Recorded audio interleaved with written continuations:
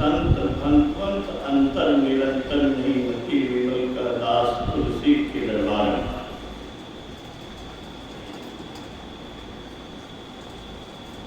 सृष्टि के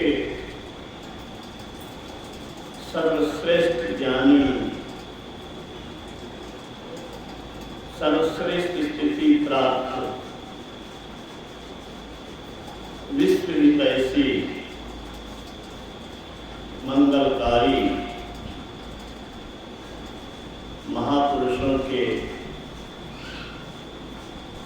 ज्ञान गंगा में अवगाहन करते हैं।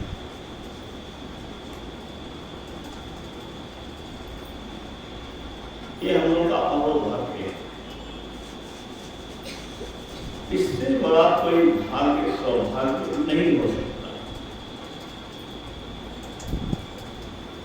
जिन्होंने मुर्दा को जिंदा किया, जिनके कहने से वर्षा रुकी, जिनके कहने से वर्षा हुई, जिन्होंने असंभव कार्य किया, वो कहते हैं सत्संग से बड़ा कुछ है, कहा नहीं जा सकता। ऐसा क्यों कहा? ऐसा इसलिए कहा कि सत्संग की बदौलत ही उन्होंने ये शक्ति पाई।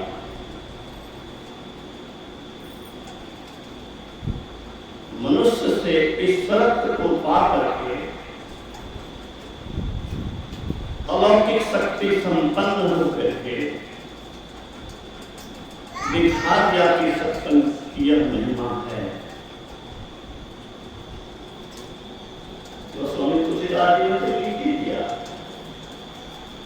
मति की रति गति भूति भलाई, जब जेहि जतन जहां देख पाई, सो जाना सत्संग प्रभाव लोक वेदन खान। बड़े भाव पाइए सत्संगा, भगवान राम का वचन है, भगवान शिव का वचन है। गिरिजा संत समागम स्वर्ण लाभ कछु आन। जो समझते हैं कि सत्संग ये लोग क्या करते हैं, आप जान लीजिए, जिस भगवान शिव की आप आराधना करने, प्रसन्न करने के लिए बैजनाथ धाम जाते हैं, सिंहेश्वर जाते हैं, वो दादा शिव जी क्या करते हैं? गिरिजा संत समागम लाभ कछु आन। संत समागम क्या है? संतों की वाणी को सुनना संत समागम। संत के पास जाते हैं तो क्या करते हैं? संतों की बात सुनते हैं, संत के विचार को सुनते हैं। वो तो यहाँ सुनी है, ये संत समागम है। दूसरा, गुरु महाराज ने कहा अभी केवल हम लोग ही सत्संग करते हैं, ऐसी बात नहीं है। वे भी हैं जो चले गए हैं और हैं। सत्संग हमने जगह नहीं है। सत्संग में गुप्त या प्रकट होकर के संत आते हैं। गुरु महाराज ने आपको आंख ही नहीं है, हमको आंख ही नहीं कि हम इस चमड़े के शरीर के अतिरिक्त और कुछ देख सकें। जिनको आत्मदृष्टि थी, उसने घोषणा किया कि जीवन मुक्त लोग सत्संग में आते हैं, चाहे गुप्त या प्रकट होगा। तो संत समागम यहाँ पर अदृश्य रूप में होता होगा, इसमें संदेह नहीं है। और मैं जब सत्संग करता हूँ तो उन संत महात्माओं को आवाहन करता है, मैं उनकी उपस्थिति की भी मांगता हूँ।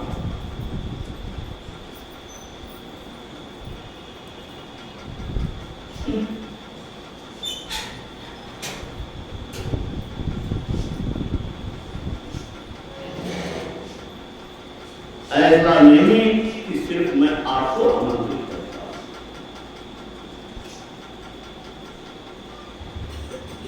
तो संत समागम का लाभ मैं अंतरंग से महसूस करता हूँ। अभी परमाराज की पावन जन्मभूमि से जो आए हुए महात्मा स्वामी योगानंद बाबा हैं, देखिए गुरु महाराज के साहित्य का, प्रवचन का कितना मंथन इनके पास। कि पाठ में जो चीज हुआ वो किस ग्रंथ में है, और निकाल करके पाठ करके सुना दिया। भगवान शिव और माता सती के बीच के संवाद का पाठ रामचरित मानस का रसनिक से हुआ। उसमें माता सती को संदेह हुआ है। भगवान शिव जब भगवान राम को प्रणाम कर रहे हैं तो कहते हैं कि आप इस विरहवंत पत्नी के वियोग में भटकते राजकुमार को प्रणाम कर रहे हैं। तो कहा कि तुम नहीं जानती, ये भगवान सीताराम है, विष्णु के अवतार हैं। तुम्हें विश्वास नहीं हो तो परीक्षा दे लो। अब समझिए कि सती को इतनी शक्ति थी तो सीता का रूप धारण कर, लेकिन इसके बावजूद भगवान राम के असली रूप को वह नहीं पहचान सका। वह भी भ्रम में पड़ी रहा। तभी तो ऐसा प्रश्न कर रही है। आपने सुन ही लिया, जाके परीक्षा लिया, आपके कह दिया। माता सती सीता का रूप धारण किया, भगवान राम ने प्रणाम किया, आंख बंद कर ली तो भीतर में भी राम लक्ष्मण सीता को देख रही। आंख खोल रही है, राम लक्ष्मण सीता को देख रही। पूरा भयभीत हो गई। भगवान राम ने अपनी माया समेट ली और फिर वही विरहवंत पति के वियोग में, पत्नी के वियोग में भटकते हुए राजकुमार को देखा। और भगवान शिव से कह दिया कि मैंने परीक्षा नहीं ली। भगवान शिव भी जब ध्यान किए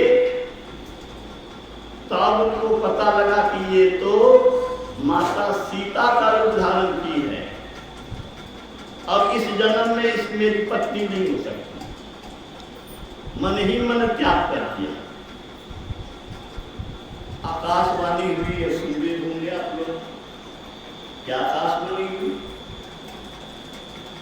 कि ऐसी सुंदरी को आपके सिवा कौन क्या सकता है। जो भी हो, यहाँ पर मेरे कहने का संत का मर्म मैं रखना चाहता हूँ कि इस चमड़े के आंख से जो दर्शन होता है वह असली दर्शन नहीं होता। चमड़े की आंख से दर्शन बेकार नहीं है। आप कान खोल के सुन लो। भगवान विष्णु के दर्शन हो जाए, भगवान राम के दर्शन हो जाए, आपके बहुत काम संसारिक हो जाएंगे, लेकिन सारी आपदाएं नहीं मिटेगी, दुखों का अंत नहीं होगा, भ्रम में पड़े ही रहोगे, बड़े बड़े काम होंगे। द्रौपदी को भगवान कृष्ण का सानिध्य प्राप्त था। अवश्य ही चीरहरण के समय में उसकी रक्षा हुई, इज्जत बची, लेकिन क्या आपदा से बची? कष्ट नहीं हुआ, नरक जाना पड़ा है अंतिम में। संत मत क्या कहता है सुन लो। संत मत कहता है कि बाहरी दर्शन से आपदाएं मिटेगी नहीं, अंतर की आंख से, आत्मदृष्टि से दर्शन जब होगा तभी तेरे सारे दुख का अंत होगा। दुख का ही अंत नहीं होगा, नर रूप में आप परमात्मा ही हो जाएंगे। बूंद समुद्र में मिलता है, बूंद बूंद नहीं रहता, बूंद समुद्र हो जाता है। हम आप सब कोई परमात्मा से मिल करके, परमात्मा की भक्ति करके, अपने अंतर में चल करके, रास्ते में जो कुछ है उसको पार करते हुए जब परमात्मा से मिलेंगे तो परमात्मा ही हो जाएंगे। यही संत मत है।